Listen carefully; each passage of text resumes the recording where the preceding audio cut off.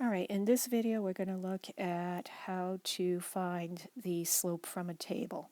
So you're being told that this table has points in it, x and y values.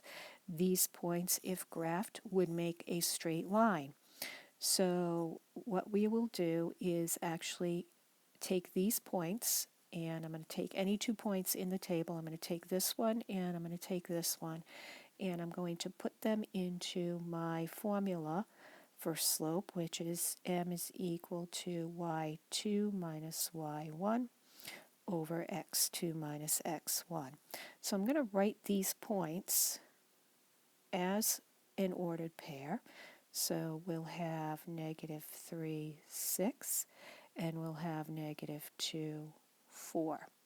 And let's name them x1, y1, and x2, y2. And it doesn't matter which one's the first point and which one's the second point. It will work out all the same regardless. So my y2 is 4. My y1 is 6. I'm going to plug it into my formula. So I have 4 minus 6 on top. And then my x2 is negative 2, and my x1 is negative 3. So I'm going to plug those in on the bottom. Negative 2 minus a negative 3. I'm going to do a little change down there. And now I have 4 minus 6 is negative 2. And negative 2 plus 3 would be a positive 1. So this would simplify to a slope of negative 2. Now, what if I did a different set of points? All right, so let's pick a different set of points.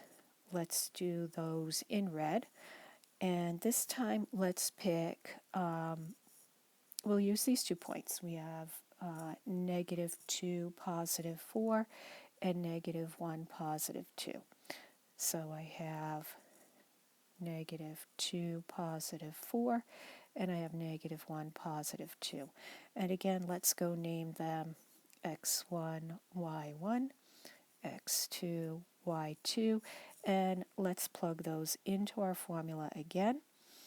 M is equal to y2 minus y1 over x2 minus x1. So now my y2 is a 2, my y1 is a 4.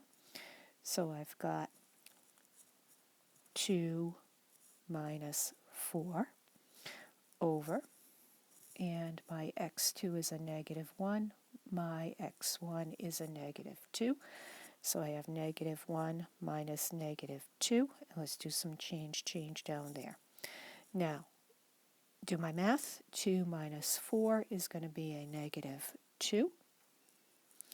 And in the bottom, I have negative 1 plus positive 2. That would be a 1. And negative 2 divided by 1 would be a negative 2. So the slope is the same regardless of which set of pairs of I take out of the table to use for my slope within my slope formula. It'll always come out the same slope.